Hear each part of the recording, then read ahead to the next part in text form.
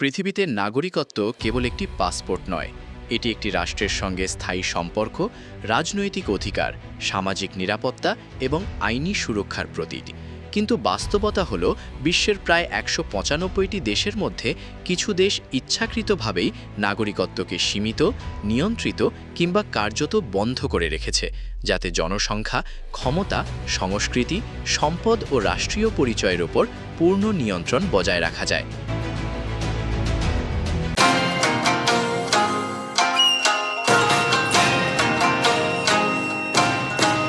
এই প্রেক্ষাপটে ইউরোপের ভ্যাটিকান সিটি পৃথিবীর একমাত্র রাষ্ট্র যেখানে আইনগতভাবে স্থায়ী নাগরিকত্ব প্রায় অসম্ভব।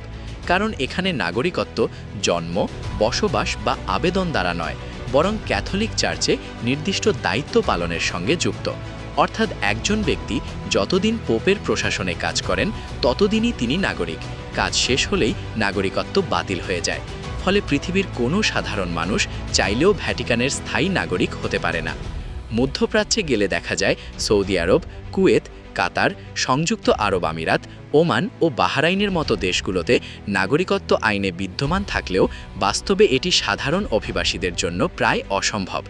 উদাহরণস্বরূপ, সৌদি আরবে কেউ ৩০ বছর বসবাস করলেও, আরবি ভাষায় দক্ষ হলেও এবং ইসলাম ধর্মাবলম্বী হলেও নাগরিকত্ব পাওয়ার নিশ্চয়তা নেই। কারণ এখানে নাগরিকত্ব প্রদান সম্পূর্ণভাবে রাষ্ট্র ও রাজপরিবারের ইচ্ছাধীন, এবং দেশটি চায় কর্মী থাকবে কিন্তু নাগরিক সংখ্যা বাড়বে না।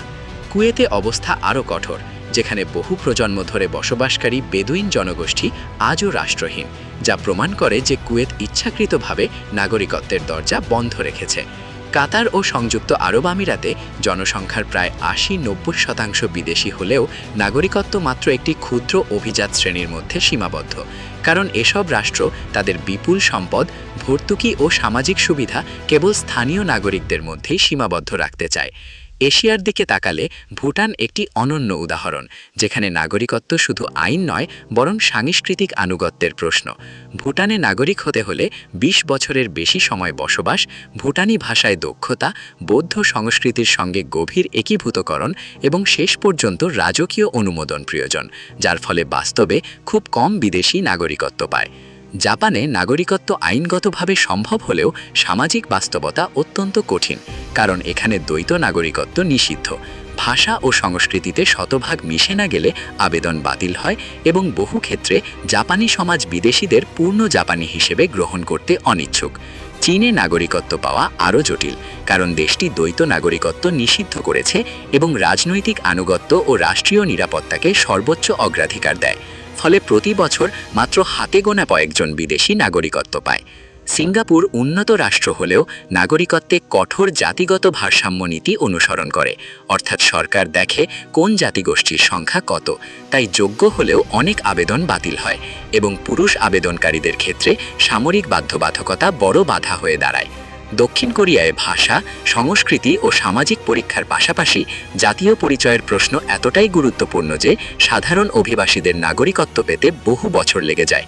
ব্রুনেই একটি ধর্মভিত্তিক রাজতন্ত্র, যেখানে নাগরিকত্ব পেতে হলে ইসলাম ধর্ম, মালয় সংস্কৃতি এবং সুলতানের প্রতি আনুগত্য অপরিহার্য, ফলে বিদেশিদের জন্য এটি প্রায় বন্ধ।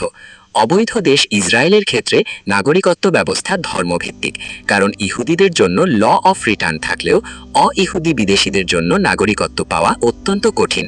দীর্ঘ বসবাস ও বিশেষ সরকারি অনুমোদন ছাড়া প্রায় অসম্ভব।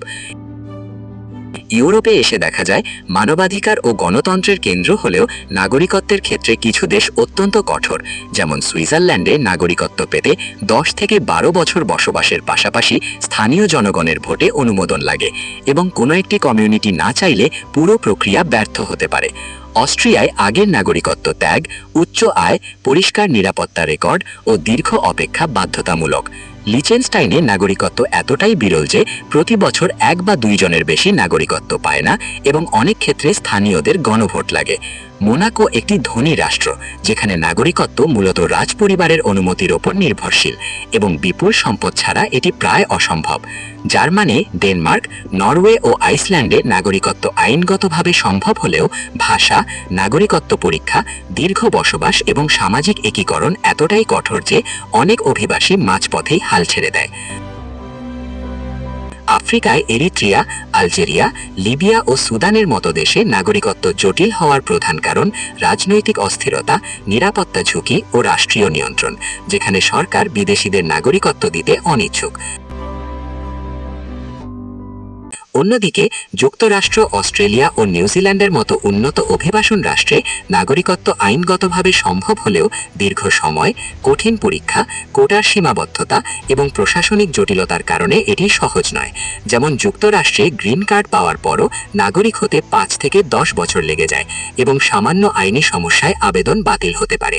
সব উদাহরণ মিলিয়ে স্পষ্ট হয় যে নাগরিকত্ব কোনো সার্বজনীন অধিকার নয়, বরং রাষ্ট্রের ক্ষমতা, ইতিহাস, সংস্কৃতি, ধর্ম, অর্থনীতি ও নিরাপত্তা নীতির প্রতিফলন, এবং এই দেশগুলো ইচ্ছাকৃতভাবেই নাগরিকত্বকে একটি বিরল বিশেষাধিকার হিসেবে ধরে রেখেছে, যাতে তারা তাদের জাতীয় পরিচয় ও সম্পদের ওপর পূর্ণ নিয়ন্ত্রণ বজায় রাখতে পারে।